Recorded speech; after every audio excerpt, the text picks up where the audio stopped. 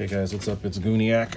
I wanted to do a quick video for a couple people that are asking about the way that I do regenerative discharge on my charger. So here I have the Reaktor QuadKore from Hobby King. It's 300 watts per channel. That means each one of these ports puts out 300 watts total. So, and you can do that both charge and discharge. So I'm going to show you guys the way that I do it with discharge. This is using an external battery. You can use a power supply if you want, but if you want to do regen discharge, you have to use a battery. So I already went through and I charged one of these, charged this battery. This is a HRB 6S 50C 6000. I already charged that. So what I'm going to do now is go through what's required to get this to take all that power and put it back into the battery. This is a good way to put all your batteries into storage charge, you know, after you've flown and you're not actually going to use all the other batteries you had charged. This is a way to do it. So let's start with the settings. So each one of these ports is like an individual charger. So I've already gone through and I've gotten it set to where you get to settings, but you have to go through, you push stop and then you push that several times to get back to where you want to. So I'll do it on this one over here. I'm gonna leave this one here so we can get back to it. But you have to start by pushing this, and then you see it goes through a menu, all the different battery types, and then there's settings. So that's where we're gonna go, okay? So let's go back to the one that I already have here because I have it set how I wanted. So, and you have to do that for each one of these to get them to do what they're supposed to do. Now, if you look at this one up here, this one is already set on to discharge. Now, there's two different discharges. They're both regen discharge, but one is discharge plus. Discharge plus will allow you to add an external load. So that way you can do more than their 20 amps that they have here. So some people put a load bank, or they'll put a, you know, an incandescent light bulb in line on one of the leads, and that way they can increase the load to higher than 20 amps. The main reason why I got this is because 20 amps is more than enough. You don't need to add an external load to make more. So that's why I'm using it. Now, when it comes to 20 amps, you have to realize that there's going to be a little bit of a conversion if you're using more than, you know, 2S, 3S, 4S, 5S, 6S, all those different. You get to that 300 watts and 20 amps a little differently because there's a conversion once you get up to the higher voltages. But when you do 3S and 4S, it's pretty much across the board. You're going to be pulling 20 amps. But and you'll see it here when I do that with the 6S, it's going to be a little bit different. It's still going to be pulling 20 amps, but since there's a little bit of a conversion, 20 amps will be going into the battery, but it won't be drawing. The 20 amps will be going into this battery, but it won't necessarily be drawing that much from here because the 300 watts will be pulled a different way.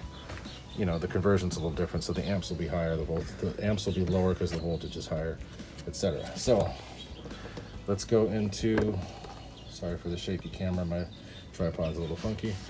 But so let's go into here and see what we're talking about. So once you get to the settings menu, push start. That gets you in there. A lot of these chargers use the same interface, but this is the QuadKore. So there's going to give you a couple different things to look at.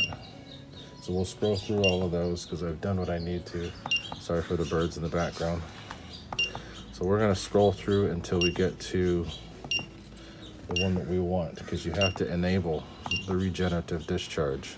So a lot of things you want to do with this charger. One of the things I do, if you've got batteries that are bigger than a certain amount, you want the safety timer off and you want the capacity limit off. If you're worried about doing things, you shouldn't be doing things that way anyway, but if you're worried about leaving things in something overcharging, leave those on. But that's what I do because I pay very close attention to what I'm doing. So now we're getting back to current limit.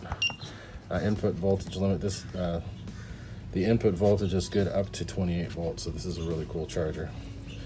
So I am only going to use, I could use 24 if I wanted to, but I usually use 12 volts. So this sets the cutoff limit so where it'll stop charging at 10, and the max I have right now input is 22, but that will go up to 28. So other things that I'm not using, buzzer's on, that's important here. Beeping 5 times instead of just beeping continuously. Other settings. So there's discharge reduce. Okay, regen discharge. This is where we have to start. So as you can see here, it'll say on or off. Make sure that it's on. And then the next one is the max current. So you want to make sure that the max current is the max for each channel, which is going to be 20 amps. Okay. Another important part is the voltage, because if you have the voltage on the battery too low, it will cut back the amount of amps that it's putting in so that it will stay at that voltage. The battery that I'm using, it can go up to a max voltage of 17 volts. So that's what I set the max at. If your battery is fully charged, it's going to get to that really quickly because there's nothing else for it to, no other place for the current to go. So I have it set at 17, that way if it does get to 17, it'll dial things back and not make anything bad. So that's the most important part. Turn regenerative discharge on, set the amps, and set the voltage. It depends on your battery though. Make sure that you check the parameters of your battery and you don't go over. But I have it set to where it will not exceed what mine will do, which is 17 volts. Okay, so these other things, that's it. That's pretty much it.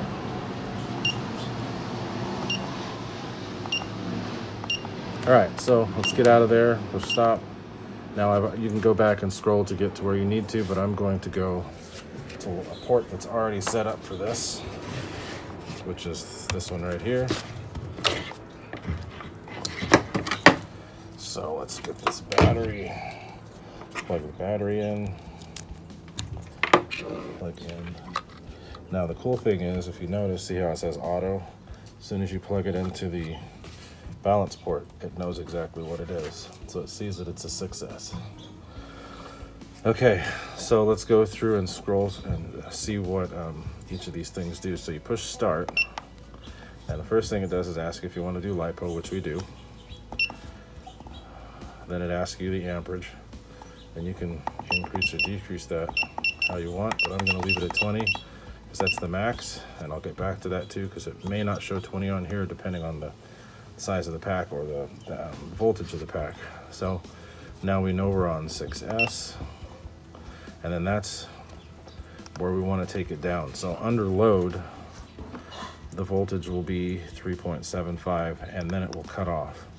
Once it cuts off, the voltage is going to go up, and it'll probably go up to about 3.8 per cell.